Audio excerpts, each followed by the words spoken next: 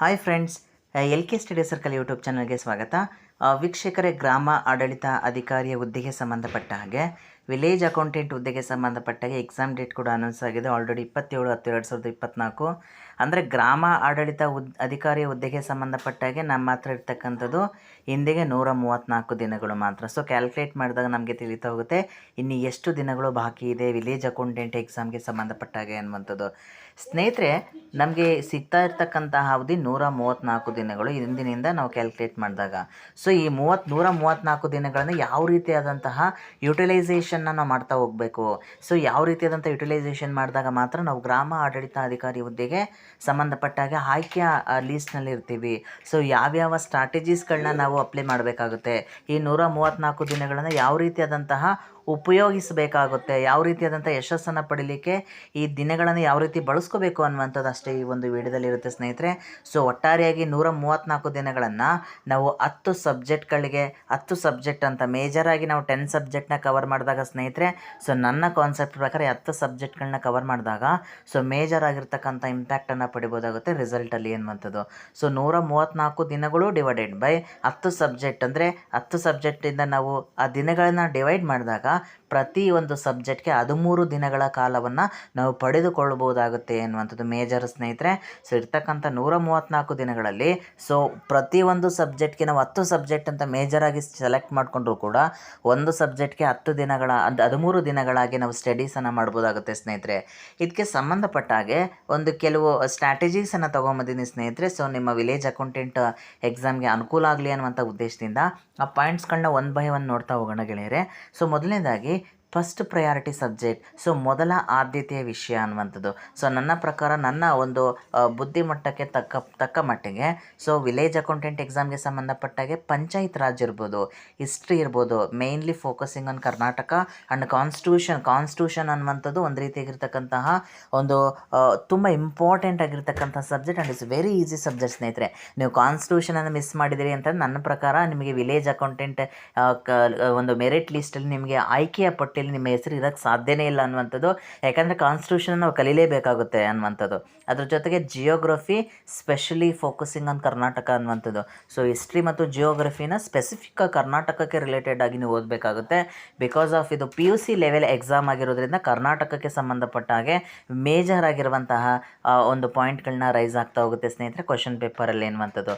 So first major ಆಗಿರುವಂಥ point ಯಾವುದಪ್ಪ ಅಂತಂದರೆ ಫಸ್ಟ್ ಪ್ರಯಾರಿಟಿ ಸಬ್ಜೆಕ್ಟ್, ಮೊದಲ ಆದ್ಯತೆ ವಿಷಯಗಳು. ಸೊ ಈ ಒಂದು ಸಬ್ಜೆಕ್ಟ್ಗಳನ್ನ ಫಸ್ಟ್ ಕವರ್ ಮಾಡಿ ನೆಕ್ಸ್ಟು ಬೇರೆ ಸಬ್ಜೆಕ್ಟ್ಗಳಿಗೆ ಹೋಗಿ ಅನ್ನುವಂಥದ್ದು ನನ್ನ ಅಭಿಪ್ರಾಯಗಳೇರೆ.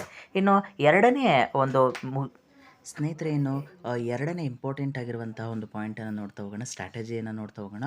ಸೊ ಮಿನಿಮಮ್ 2 ಟೈಮ್ ರಿವಿಷನ್ ಮಾಡುವಂಥದ್ದು, ಅಂದರೆ ಕನಿಷ್ಠ 2 ಬಾರಿ ರಿವಿಷನ್ ಮಾಡುವಂಥದ್ದು. ಸೊ ಮೇಲೆ ಹೇಳಿರ್ತಕ್ಕಂತಹ ಆದ್ಯತೆಯ ವಿಷಯ ಅನುಸಾರವಾಗಿ ಕನಿಷ್ಠ ಅಂತಂದರೂ 13 ದಿನಗಳಲ್ಲಿ ಮೊದಲ 6ರಿಂದ 5 ದಿನಗಳನ್ನು ಒಂದು ಬಾರಿ ಓದೋದಕ್ಕೆ ಮತ್ತು ಎರಡನೇ ಬಾರಿ ಅದನ್ನ ರಿವಿಷನ್ ಮಾಡಲಿಕ್ಕೆ ಈ ಥರ 13 ದಿನಗಳಲ್ಲಿ ನೀವು ಒಂದು ಸಬ್ಜೆಕ್ಟನ್ನು ಸೊ 2 ಬಾರಿ ಕೂಡ ಮಿನಿಮಮ್ 2 ಬಾರಿ ರಿವಿಷನ್ ಆದರೂ ಮಾಡಿದಾಗ ಮಾತ್ರ ಆ ಒಂದು ಅಂಶಗಳು ನಮಗೆ ಎಕ್ಸಾಮ್ ಟೈಮಲ್ಲಿ ನಮಗೆ ಆ OMR ಶೀಟಲ್ಲಿ ಮಾರ್ಕ್ ಮಾಡಲಿಕ್ಕೆ ನೆನಪಾಗುತ್ತೆ ಅನ್ನುವಂಥದ್ದು ನನ್ನ ಅಭಿಪ್ರಾಯ ಸ್ನೇಹಿತರೆ. ಸೊ ಮಿನಿಮಮ್ ಯಾವುದೇ ಒಂದು ಸಬ್ಜೆಕ್ಟ್ ಆದರೂ ಮಿನಿಮಮ್ 2 ಬಾರಿ ರಿವಿಷನ್ ಆಯಿತು ಅಂತಂದರೆ ಅದು ನಮ್ಮ ಮೆಮೊರಿಯಲ್ಲಿ ಉಳಿತಾ ಹೋಗುತ್ತೆ ಅನ್ನುವಂಥದ್ದು.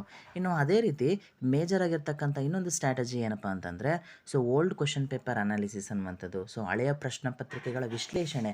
ಸೊ ಹಳೆಯ ಪ್ರಶ್ನೆ ಪತ್ರಿಕೆ ಅನ್ನುವಂಥದ್ದು ತುಂಬ ಇಂಪಾರ್ಟೆಂಟ್ ಆಗುತ್ತೆ. ಸೊ ಈ ಮುಖಾಂತರ ನಿಮಗೆ ಯಾವ ರೀತಿಯಾದಂಥ ಪ್ರಶ್ನೆಗಳು ಬರ್ಬೋದು ಅಥವಾ ಪತ್ರಿಕೆಯ ಡಿಫಿಕಲ್ಟಿ ಲೆವೆಲ್ ಯಾವ ಥರ ಕೇಳ್ತಕ್ಕಂಥದ್ದು, ಯಾವ್ಯಾವ ಒಂದು ಟಾಪಿಕ್ಗಳಿಂದ ಪ್ರಶ್ನೆಗಳನ್ನ ಕೇಳಿದ್ದಾರೆ ಅನ್ನುವಂಥದ್ದನ್ನು ಕೂಡ ನಮಗೆ ತಿಳಿತಾ ಹೋಗುತ್ತೆ.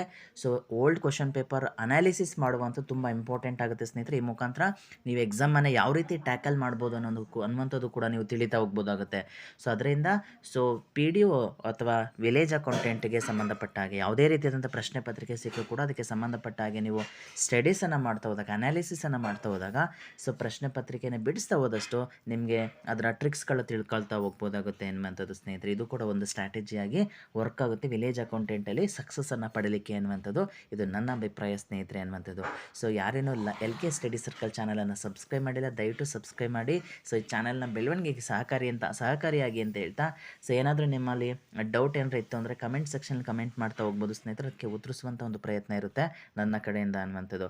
ಇನ್ನು ಮುಂದಿನ ಮೇಜರ್ ಆಗಿರುವಂತಹ ಸ್ಟ್ರಾಟಜಿ ಯಾವುದಪ್ಪ ಅಂತಂದರೆ, ನಾನು ಆಗಲೇ ಹೇಳ್ದಾಗೆ ಸೊ ಇರುವಂತಹ 134 ದಿನಗಳಲ್ಲಿ ಒಂದು subject is equivalent to 13 days ಸ್ಟ್ರಾಟಜೀಸನ್ನು ನಾವು ಬಳಸ್ಕೊಳ್ಳೇಬೇಕಾಗುತ್ತೆ.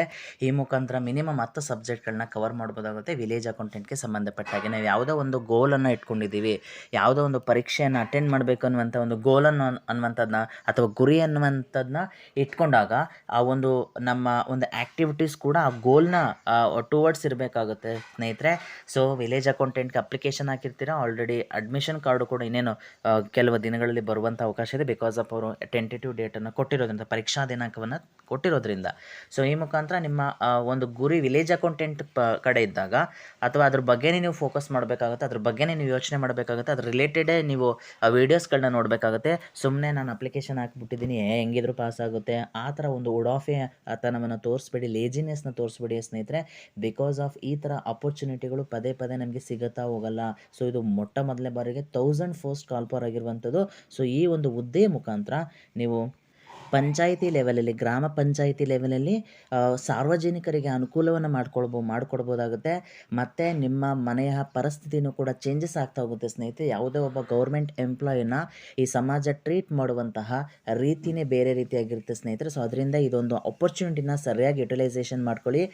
ಇರ್ತಕ್ಕಂತಹ 1000 ಪೋಸ್ಟ್ಗಳಲ್ಲಿ ನಿಮ್ಮ ಒಂದು ಪೋಸ್ಟನ್ನು ನೀವು ತೆಗೆದುಕೊಳ್ಳಿ ಅನ್ನುವಂಥದ್ದು ಅಷ್ಟೇ ನನ್ನ ಅಭಿಪ್ರಾಯ ಸ್ನೇಹಿತರೆ. ಸೊ ನಾನು ಕೊಟ್ಟಿರ್ತಕ್ಕಂಥ ಸ್ಟ್ರಾಟಜಿ ಇದೆ, ನನ್ನ ಅಭಿಪ್ರಾಯ ಇರುತ್ತೆ ಸ್ನೇಹಿತರೆ. ಸೊ ಇದರಿಂದ ಒಬ್ಬರಿಗೆ ಅಥವಾ ಇಬ್ಬರಿಗೆ ಸ್ಟೂಡೆಂಟ್ಸ್ಗೂ ಕೂಡ ಅನುಕೂಲ ಆಯಿತು ಅಂತಂದರೆ ನಾನು ಮಾಡಿರ್ತಕ್ಕಂಥ ವೀಡಿಯೋಗೆ ಒಂದು ರೀತಿಯಾಗಿರ್ತಕ್ಕಂಥ ವರ್ತ್ ಇದೆ ಅನ್ನುವಂಥದ್ದು ಸ್ನೇಹಿತರೆ. ಸೊ ನಾನು ಕೊಟ್ಟಿರ್ತಕ್ಕಂಥ ವೀಡಿಯೋಗಳು ಎಲ್ರಿಗೂ ಉಪಯುಕ್ತ ಆಗಿಲ್ಲ ಅಂತಂದರೂ ಕೂಡ ಒಬ್ಬರಿಂದ ಇಬ್ಬರಿಗೆ ಉಪಯುಕ್ತ ಆದರೂ ಅದು ನಾನು ಸಾರ್ಥಕ ಅಂತ ಅನಿಸ್ತಾ ಹೋಗುತ್ತೆ ಸ್ನೇಹಿತರೆ. ಸೊ ಇದಾಗಿತ್ತು ಸ್ನೇಹಿತರೆ ಈ ಒಂದು ವೀಡಿಯೋ ಸೆಷನ್. ಸೊ ಯಾರಿನ್ನೂ LK study circle YouTube channel subscribe ಮಾಡಿಲ್ಲ, ದಯವಿಟ್ಟು ಸಬ್ಸ್ಕ್ರೈಬ್ ಮಾಡಿ, ಶೇರ್ ಮಾಡಿ, ಲೈಕ್ ಮಾಡಿ, ನಿಮ್ಮ ಅಭಿಪ್ರಾಯನ ಕಮೆಂಟ್ ಸೆಕ್ಷನಲ್ಲಿ ತಿಳಿಸ್ತಾ ಹೋಗಿ. Thank you so much.